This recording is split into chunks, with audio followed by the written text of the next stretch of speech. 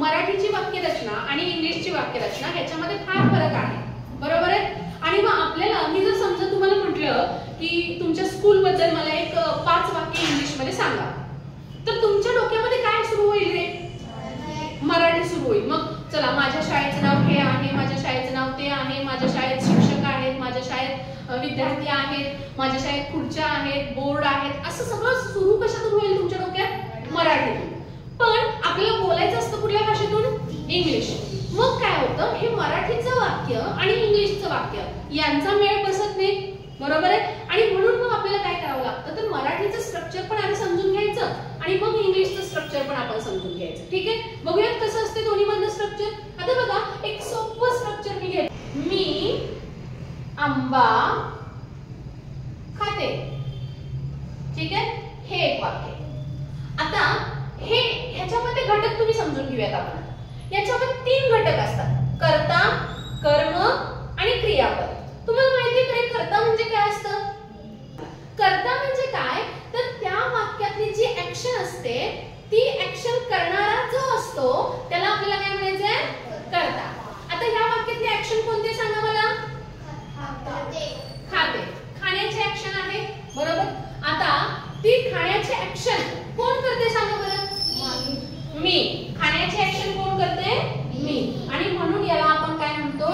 कर्ता. आणि इंग्लिश मध्ये त्याला आपण म्हणतो सब्जेक्ट. ओके. आता त्याच्या पुढचा प्रश्न असा आहे की ही खाण्याची क्रिया कोणावर घडते किंवा कशावर घडते? आंब्यावर घडते. फॉर एक्झाम्पल, मी आंबा खाते म्हणजे हा आंबा असेल तर मी तो खाणार आहे, म्हणजे ही खाण्याची क्रिया कशावर घडणार आहे? आंब्यावर घडणार आहे. आणि मग अशा शब्दाला आपण काय म्हणतो, तर कर्म, किंवा इंग्लिश मध्ये त्याला काय म्हणतो आपण? ऑब्जेक्ट. Very good Nityashree. आणि हा जो आहे तो ऍक्शन वर्ड. ऍक्शन वर्डला आपण काय म्हणतो? वर्ब. ओके. आता हेच वाक्य आपण इंग्लिश मध्ये करूया. कोण सांगेल रे हे इंग्लिश मध्ये करून? ज्यांचं झालंय त्यांनी सांगा मला. हा, नित्यश्री सांग बघू. Very good. तिचं झालंय म्हणून तिने अगदी व्यवस्थित सांगितलं बघा. I eat mango. Very good. आता या वाक्यातला ऍक्शन वर्ड कोणता आहे सांगा मला? ईट. Very good. ऍक्शन वर्डला आपण काय म्हणतो? वर्ब. ओके. चला, आता हे ऍक्शन करणारा कोण आहे? आय. बरोबर, म्हणजे त्याला आपण काय म्हणणार आता इथं? सब्जेक्ट. आणि ती ऍक्शन कोणावर घडते?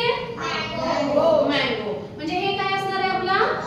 ऑब्जेक्ट. आता बघा, ह्या 2 वाक्यामध्ये बदल काय झालाय बघा रे. कशाची जागा बदलली शोधा बरं.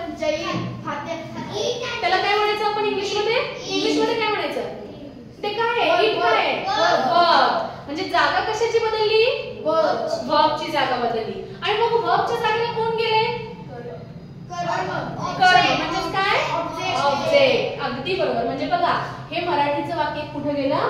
इकडे. म्हणजे ऑब्जेक्ट आहे ते तिकडे गेलं आणि वर्ब जे आहे ते इथे आलेले आहे. म्हणजे जेव्हा आपण मराठीतून इंग्लिश मध्ये वाक्य घेऊन जातो तेव्हा वर्ब आणि ऑब्जेक्ट यांची जागा बदलते. लक्षात येते? नक्की. आता अजून एक ट्रिक तुम्हाला मी सांगते. आता समजा मी एक वाक्य लिहिलं, मी सकाळी आंबा खाते. आता इथं काय होतं माहिती आहे आपलं बऱ्याचदा, की कुठला शब्द अगोदर घ्यायचा आणि कुठला नंतर घ्यायचा हे लक्षात येत नाही. त्याच्यासाठी एक मी सिंपल ट्रिक तुम्हाला सांगते. काय ट्रिक आहे बघा, तर पहिल्यांदा हा शब्द फक्त लिहून घ्यायचा, जो सब्जेक्ट असतो तो पहिल्यांदा घ्यायचा आणि पुन्हा इकडून यायला सुरुवात करायची. तिकडून उलट यायचं इकडं. आता शेवटचा वर्ड कोणता आहे रे? खाते. खातेला इंग्लिश मध्ये काय म्हणतो आपण? काय बोलतोय आपण बघा? मँगो. I eat mango. आणि मग शेवटचा वर्ड कोणता आहे? सकाळी. सो काय येणार? In the morning. झालं बघा, बाकी काय झालं? I eat mango in the morning. पण आपलं होतं काय, आपल्याला हे इन द मॉर्निंग आधी घ्यायचं का हे मँगो आधी घ्यायचं हे लक्षात येत नाही. कारण का आपण काय करतो, या पद्धतीने जायला सुरुवात करतो. मी I in the morning mango eat असं करतो आपण वाक्य. पण ते चुकीचं होतं, कारण मराठीचं वाक्य आणि इंग्लिशच्या वाक्यामध्ये हाच तर खरा बदल आहे. कारण आपल्याला वाक्याची रचना करत असताना त्यांचा सिक्वेन्स चेंज करावा लागतो आणि त्याच्यासाठी ही सगळ्यात सोपी ट्रिक आहे.